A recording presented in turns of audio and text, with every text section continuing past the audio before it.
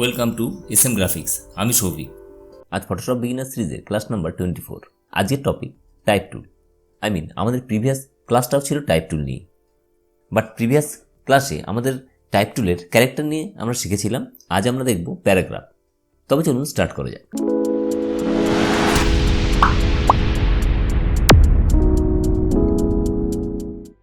আজ আমরা দেখব প্যারাগ্রাফ। প্রিভিয়াস টিউটোরিয়ালে আমরা দেখেছিলাম ক্যারেক্টার টিউটোরিয়ালে আমরা নর্মাল দেখেছিলাম টাইপ টুলটা সিলেক্ট করার পর আমরা যদি নর্মাল এখানে ক্লিক করি, লর্ন ইপসাম নামে একটা ডিফল্ট জায়গা আসছে, তো সেখানে আমরা আমাদের মতো টাইপ করতে পারছি। করার পর আমাদের যা ক্যারেক্টারের মধ্যে যা চেঞ্জেস আমরা প্রিভিয়াস টিউটোরিয়ালে শিখেছিলাম। আজ আমরা দেখব প্যারাগ্রাফ বলতে, আমি এটা ডিলিট করছি আপাতত। বেসিক্যালি ম্যাগাজিন কিংবা কোনো বুকসের ভেতরে আমরা যে ম্যাটারটা দেখতে পাই সেটা হচ্ছে প্যারাগ্রাফ সেটিং। তো এবার বিষয়বস্তু হচ্ছে আমরা প্যারাগ্রাফ কীভাবে ইনসার্ট করব। প্যারাগ্রাফ ইনসার্ট করতে গেলেও আমাদের টাইপ টুলটা ইউজ করতে হবে। তো আমরা অলরেডি জানি যে টাইপ টুলটা টুলবারে কোথায় আছে। তো টাইপ টুলটা আমি সিলেক্ট করলাম। তো শর্টকাটটাও অলরেডি আগেই বলেছি যে শর্টকাট হচ্ছে টি। প্যারাগ্রাফ ক্রিয়েট করার জন্য আমরা নর্মাল ক্লিক করে ছেড়ে দেবো না। এই ক্ষেত্রে আমরা ড্রাগ করে যতটুকু এরিয়া প্যারাগ্রাফ চাইছি ঠিক ততটুকু এরিয়াতেই আমরা এটা ড্রাগ করে ছাড়ব। তবে একটা লরেল ইপসামের এতক্ষণ দেখেছিলেন যে একটা দুটো সেন্টেন্স আসতো, এখন একটা প্যারাগ্রাফ মডেল আসলো। এবার আমার যদি মনে হয় যে আরও কিছু ম্যাটারের মধ্যে ইনসার্ট করব, অবভিয়াসলি আপনাদের যে কোনো ম্যাটার কাজের সময় যেটা থাকবে সেটা ইনসার্ট করবেন। তো আমার যেহেতু এটা টিউটোরিয়াল, সেই ক্ষেত্রে আমার ডিফল্ট প্যারাগ্রাফ হিসাবে এখানে ইনসার্ট করার জন্য আমি যাচ্ছি টাইপ, সেখান থেকে পেস্ট লরেল ইপসাম। আমি যেখানে ক্লিক করি তো এদের কিছু ডিফল্ট প্যারাগ্রাফ আছে, সেটা এখানে রিপিটেড পেস্ট করতে থাকবে। তো এতটুকু করার পর এরপর আমরা দেখব যে কিছু সেটিং বলতে অলরেডি আমরা প্রিভিয়াস ক্লাসে আমরা ক্যারেক্টারের সেটিং দেখেছি, তারই কিছু সেটিং উপরে শো হচ্ছে এই মুহূর্তে। তো এই মুহূর্তে এগুলো নিয়ে আমি আর আলোচনা করছি না, যেহেতু অলরেডি আপনারা যারা আমার টিউটোরিয়ালটা দেখেছেন তারা এর সম্বন্ধে জানেন। আর অলরেডি যারা জানেন না তাদের জন্য আমি আই বাটনে আগের টিউটোরিয়াল লিঙ্কটা দিয়ে দেবো, সেটা একবার দেখে নেবেন। তো এই ক্ষেত্রে আরও আপনার বুঝতে সুবিধা হবে। তো আগেরবার আমাদের প্রয়োজন ছিল ক্যারেক্টারের প্যানেলটা, এবার আমার প্রয়োজন হবে প্যারাগ্রাফ প্যানেলটা। তো প্যারাগ্রাফ প্যানেলটার আনার জন্য আমি যাব উইন্ডো, সেখান থেকে প্যারাগ্রাফ, বা এটা ক্লোজ করলাম। করার পর আপনি এটা অন্যভাবে আনতে পারেন। উইন্ডো, সেখান থেকে ক্যারেক্টার আনার পর এর পাশেই আছে প্যারাগ্রাফ প্রপার্টিজটা। তো এখান থেকে আপনি আনতে পারেন যেটা আপনার কনভিনিয়েন্ট মনে হয়। তো এই মুহূর্তে এর যে সেটিংটা আছে সেটা দেখতে পাচ্ছেন লেফট অ্যালাইনমেন্ট। এর যে প্রথম যে তিনটে অলরেডি আমরা ক্যারেক্টারের প্যানেলেও দেখেছিলাম, লেফট, সেন্টার, রাইট। তো এই মুহূর্তে যে অ্যালাইনমেন্টটা আছে, এটা অ্যালাইনমেন্টটার ডিফল্ট আছে লেফট অ্যালাইনমেন্ট। তো আমি এটা সেন্টার করি, তো ডিফারেন্টটা বুঝতে পারলেন যে আমাদের দুটো সাইডটা ছেড়ে সেন্টার থেকে এর প্যারাগ্রাফটা সেটিং হচ্ছে। তো আমি এটা যদি ড্র্যাগ করি, পাশাপাশি এরও যে ম্যাটারগুলো সেটা এর মধ্যে সেট হয়ে আসছে। তো আপনার যতটা প্রয়োজন হবে, তো এখান থেকে আমি ধরুন মোটামুটি এতটুকু রাখলাম। তো দেখা যাচ্ছে এর যে অ্যালাইনমেন্ট এই মুহূর্তে সেন্টার আছে। তো আমি যে রাইটটা ক্লিক করি, তো দেখা যাচ্ছে রাইট সাইডটা সমান রেখে বাকি সাইডটা একটা অ্যাভারেজভাবে এটা সেটিংটা হয়ে এসেছে। তো এর পাশে যেটা আছে প্রত্যেকটাই আছে জাস্টিফাই বলতে যে কোনো বুকসে বা ম্যাগাজিনে আপনারা দেখবেন যে দুটো সাইডই সমান থাকে, সেই সেটিংকে বলা হয় জাস্টিফাই। এবার প্রশ্ন আসতেই পারে যে চারটা জাস্টিফাই কী কাজে ব্যবহৃত হয়। ফার্স্টে যেটা আছে জাস্টিফাই লাস্ট লেফট, এটা যদি ক্লিক করি, এই যে লাস্ট লাইনটা আছে সেটা মেনশন করছে। দুটো সাইড যে সমানের ব্যাপারটা সেটা প্রত্যেকটার মধ্যেই আছে। এর ডিফারেন্টটা আসবে হচ্ছে লাস্ট লাইনটা নিয়ে। ফার্স্ট আমি যেটা করলাম সেটা হচ্ছে লেফট সাইড, এবার হচ্ছে আমি সেন্টার। এটাতে যেটা আছে সেটা জাস্টিফাই লাস্ট সেন্টার। এটা যদি আমি ক্লিক করি তো দেখা যাচ্ছে এই মুহূর্তে দুটো সাইড সেম আছে। তো ডিফারেন্ট যেটা আসছে সেটা হচ্ছে লাস্ট লাইনটা সেন্টার হয়ে আসলো। এরপরে যেটা আছে লাস্ট লাইন রাইট, এটা যদি ক্লিক করি আমাদের লাস্ট লাইনটা আছে যেটা আছে সেটা হচ্ছে লেফট অ্যালাইনমেন্টে হচ্ছে। এরপর যেটা আছে জাস্টিফাই অল, এটা যদি ক্লিক করি তো দেখা যাচ্ছে এর ভেতরে পুরোটাই জাস্টিফাই করার চেষ্টা করেছে, তার ফলে এখান থেকে কিছু কিছু পেজ দিয়ে এই জায়গাটা গ্যাপ করেছে। তো আমি নর্মালি বলবো যে সবসময় আমাদের ইউজ করা হয় জাস্টিফাই লেফট। এরপরে যেটা আছে লেফট ইন্ডিয়ান মার্জিন, এটা যদি আমি 10 পিটি করি তো দেখা যাচ্ছে আমাদের লেফটের থেকে 10 পিটি এখান থেকে কিছুটা মার্জিন ছেড়ে দিয়েছে। তো এটা আমি যারা বেশি করি তো আপনি ব্যাপারটা আরও বুঝতে পারবেন। তো এতটা এরিয়া এক্ষেত্রে ব্যবহৃত হয়েছে। এই ব্যাপারগুলো কিছু কিছু স্পেশাল ফিচার্সের জন্য আমি যদি মনে করি যে এটা 200 করলাম, করার একটাই উদ্দেশ্য যে এখানে এই ব্ল্যাঙ্ক এরিয়াতে আমার যদি মনে হয় কোনো একটা ইমেজ ইনসার্ট করব, তো তো সেই ক্ষেত্রে আমি ইমেজটি ইনসার্ট করতে পারি। তো আমি 0 ভ্যালুতে রাখলাম। এরপরে যেটা আছে ইন্ডেন্ট রাইট মার্জিন, একই ব্যাপার বিষয়টা। এটা যদি আমি 100 পিটি করি তো রাইটের দিক দিয়ে ইন্ডেন্ট মার্জিন থেকে ছেড়ে দেবে। তো আমি আবার আগের অবস্থায় যাচ্ছি। এর নিচে এটা আছে indent first line. Indent first line বলতে আমার যে কোনো প্যারাগ্রাফের ফার্স্ট লাইনটাই আমি অ্যাডজাস্ট করাতে পারবো। এখানে যদি আমি 25 দিই তো দেখা যাচ্ছে আমার এখানে যেহেতু একটা প্যারাগ্রাফ আছে তাই এই প্যারাগ্রাফের ফার্স্ট লাইনটা 25 হলো। তো আমি এটা আগের অবস্থায় যাচ্ছি। যাওয়ার পর আমি এটা কপি করলাম, কপি করে এখানে এন্টার মেরে এখানে আবার পেস্ট করলাম। তবে এক্ষেত্রে আমার দুটো প্যারাগ্রাফ হয়ে গেল।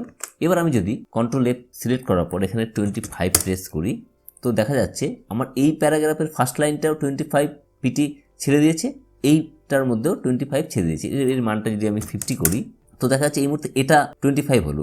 একটাই কারণ, যেহেতু আমার সিলেকশনটা ফার্স্টের প্যারাগ্রাফের মধ্যে ছিল। তো আমি আবার কন্ট্রোল জেডে গেলাম, যাওয়ার পর আমি অল সিলেক্ট করলাম। তো ওভারঅল দুটো প্যারাগ্রাফই সিলেক্ট হয়ে গেল।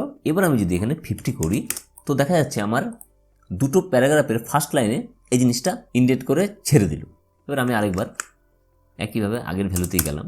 এরপরে যে দুটো আছে এই দুটো হচ্ছে দুটো প্যারাগ্রাফের মধ্যে আফটার আর বিফোরের পেসিংটা। আমি এই প্যারাগ্রাফটা সিলেক্ট করার পর আমি যদি এখানে 30 পিটি দিই, এটা আপনি কিছুই বুঝতে পারলেন না। একটাই কারণ, এটা হচ্ছে অ্যাড বিফোর প্যারাগ্রাফ পেসিং। আমি যদি এই প্যারাগ্রাফটা সিলেক্ট করার পর আমি এখানে 30 পিটি দিই তো দেখা যাচ্ছে এই প্যারাগ্রাফ থেকে বিফোর এটা পেজ ক্রিয়েট করলো। এবার আমি আরেকবার কন্ট্রোল জেডে গেলাম, যাওয়ার পর এবার যদি আমি প্রথমের প্যারাগ্রাফটা সিলেক্ট করার পর এখানে আমি 30 পিটি দিই তো দেখা যাচ্ছে এই ভ্যালুতে বুঝতে পারলেন এটা হচ্ছে আফটার পেসিং, মানে এইটার আফটার এই প্যারাগ্রাফের মধ্যে। দুটো প্যারাগ্রাফের মধ্যে গ্যাপ করতে গেলে এই ধরনের পেসিংগুলো আমরা ইউজ করে থাকি। এরপরে যেটা আছে হাইফানেট বোঝানোর জন্য আমি এটা জাস্ট একটু ছোট করে নিচ্ছি। ছোট করার পর একটু জুম করলে আপনি বুঝতে পারবেন এখানে প্রত্যেকটা সেন্টেন্সই কমপ্লিট সেন্টেন্স আছে। তার ফলে কি হচ্ছে মিডিলে এর কিছু পেসিং কম বেশি আছে, খেয়াল করতে পারছি না। তো এখানে কিছুটা একরকম পেসিং, এখানে কিছুটা পেসিং ডিফারেন্ট। একটাই কারণ, যেহেতু হাইফানেটটা অফ আছে। তো এবার যদি আমি কন্ট্রোল S সিলেক্ট করার পর হাইফানেটটা অন করে দিই তো এটা ক্লিক করার পর আপনি খেয়াল করতে পারেন এর যে পেসিংগুলো প্রত্যেকটা সেম হয়ে গেল। সেম পেসিংটা করলো কীভাবে বা পেসিংটা ক্রিয়েট করলো কীভাবে, একটু ডিপলি যদি আমি একটু জুম করি তো খেয়াল করতে পারছেন যে এর কিছু কিছু ক্যারেক্টার হাইফেন দিয়ে কমপ্লিট করেছে। আপনারা বইয়ের যে কোনো বুকসের সেটিংয়ে দেখবেন হাইফেন দিয়ে যে আমাদের লেখাগুলো বা আমাদের ছোটোবেলাও পড়াশোনার সময় যে কোনো লাইন কমপ্লিট না করতে পারলে একটা ড্যাশ দিয়ে আমরা পরের লাইনে লিখতাম। অ্যাজ ইট ইজ সেই ফর্মুলাটা এর মধ্যে অ্যাপ্লাই করে এর পেসিংগুলো অ্যাডজাস্ট করেছি। অবভিয়াসলি এটার মধ্যে চেক রাখলে ম্যাটারটা অনেকটাই বেটার লাগে। টাইপ টুলটা সিলেক্ট করা আছে বলে এর যে সাইডিংগুলো অ্যাডজাস্ট করলে এর ম্যাটারটাও এর সাথে অ্যাডজাস্ট হচ্ছে। এবার আমি যদি নর্মাল মুভ টুলটা সিলেক্ট করার পর কন্ট্রোল T প্রেস করি, তবে যদি আমি সিলেক্ট করি তো দেখা যাচ্ছে এর টোটাল ফন্টটাই ছোট করে দিচ্ছি। এর যে ভেতরে যে আরও যে ম্যাটারটা ছিল সেটা কিন্তু বেরোচ্ছে না। তো মাথায় রাখবেন প্যারাগ্রাফের অ্যাডজাস্ট করা, প্যারাগ্রাফটা সেটিং করার জন্য অবশ্যই টাইপ টুলটা সিলেক্ট করার পর এর মধ্যে ক্লিক করার পর যে বাউন্ডারিটা দিচ্ছে, তো আমি এটা সাইড করে নিচ্ছি, যে বাউন্ডারিটা দিচ্ছে সেটা দিয়ে আপনি যদি ড্রাগ করেন তো এর ভেতরে যে ম্যাটারগুলো থাকবে, তো আমি কিছুটা ম্যাটার আমি আগে ডিলিট করলে আপনি আরও ব্যাপারটা ক্লিয়ার হবেন। তো আমি কিছুটা এক্সেস এরিয়া এর থেকে একটা প্যারাগ্রাফই রাখলাম আমি। এবার এটা যদি আমি ছোটো বড়ো করি তো বুঝতে পারছেন এর যে ম্যাটারগুলো এর মধ্যে সেটিং হয়ে আসছে। কিন্তু আমি যদি মুভ টুলটা সিলেক্ট করার পর কন্ট্রোল T প্রেস করে এটা যদি ছোটো করি তো দেখা যাচ্ছে যে ওভারঅল পুরোটাই অ্যাজ এ সেম রেখে ছোটো বড়োটা হচ্ছে। এর ফন্টটা ছোটো করে দিচ্ছে, এর ম্যাটারের কিন্তু কোনো অ্যাডজাস্ট করছে না। আদার হ্যান্ড আমি যদি টাইপ টুলটা সিলেক্ট করার পর এর ভেতরে অ্যাডজাস্ট করি তো দেখা যাচ্ছে আমার যে এক্সেস প্যারাগ্রাফটা সেটা কিন্তু ওভারল্যাপিং হয়ে নিচে চলে যাচ্ছে। এবার আমি আরেকবার টেক্সট টুলটা সিলেক্ট করলাম, করার পর আমি যেখানে ক্লিক করি একটু জুম করি তো আপনি বুঝতে পারবেন প্রত্যেকটা বাউন্ডারির যে সাইডে বক্সগুলো আছে সেগুলো নর্মাল ব্ল্যাঙ্ক আছে, কিন্তু একদম নিচের কোনায় যে বক্সটা আছে সেটা প্লাস সাইন আছে। এই প্লাস সাইন থাকার মিনিংটা হচ্ছে যে আমাদের এর নিচে আরও এক্সেস কিছু ম্যাটার আছে। তো এবার আমি নর্মাল টেক্সট টুলটা সিলেক্ট করার পর আমি যদি এটা নর্মাল এভাবে ড্রাগ করি, যখন আমাদের টোটাল ওভারঅল পুরো ম্যাটারটা চলে আসবে তখন কিন্তু এর যে বক্সটা দেখতে পাচ্ছেন যে এটা নর্মাল জায়গায় চলে আসলো। এবার যদি আপনার মনে হয় যে এই প্যারাগ্রাফের স্পেলিং চেক করবেন, সেই ফিচার্স তো একটা ফটোশপের মধ্যে আছে। তো আমি অল সিলেক্ট করলাম, করার পর রাইট ক্লিক, সেখান থেকে চেক স্পেলিং, কিংবা আমি এটা একটু ক্লোজ করছি, এইটাই আপনি এডিট, সেখান থেকে চেক স্পেলিং, এটা আসার পর ও অটোমেটিকলি ফার্স্টে যেই সেন্টেন্সগুলো আছে সেটা আইডেন্টিফাই করবে এবং এর সাজেশন হিসেবে কিছু দেবে। তো আপনার যদি মনে হয় আপনি এটা চেঞ্জ করতে চাইবেন, আমি যদি মনে করি এটা ভুল আছে লরেম যেটা, সেটা যদি চেঞ্জ করব তো আমি সিঙ্গেল এটাও চেঞ্জ করতে পারি, বা ওভারঅল এই প্যারাগ্রাফের ভিতরে যেখানে যেখানে এই লোরেমটা আছে তার বদলে এই লোর এম এইভাবে এই লেখাটা চাই, বা লো রেম এটা চাই। তো সেক্ষেত্রে চেঞ্জ অল যদি করে দিই একবার, স্পেল চেক কমপ্লিট বলে এটা উইন্ডো আসলো।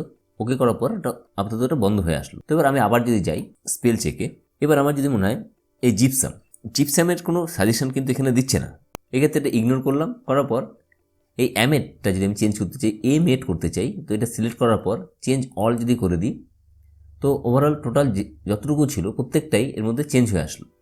আসলে আজকের টিউটোরিয়ালটা বোঝা গেছে। যদি আজকের টিউটোরিয়ালটা ভালো লাগে থাকে তো প্লিজ লাইক করবেন, শেয়ার করবেন এবং আমার চ্যানেলে যদি ফার্স্ট টাইম হয়ে থাকেন অবশ্যই সাবস্ক্রাইব করবেন।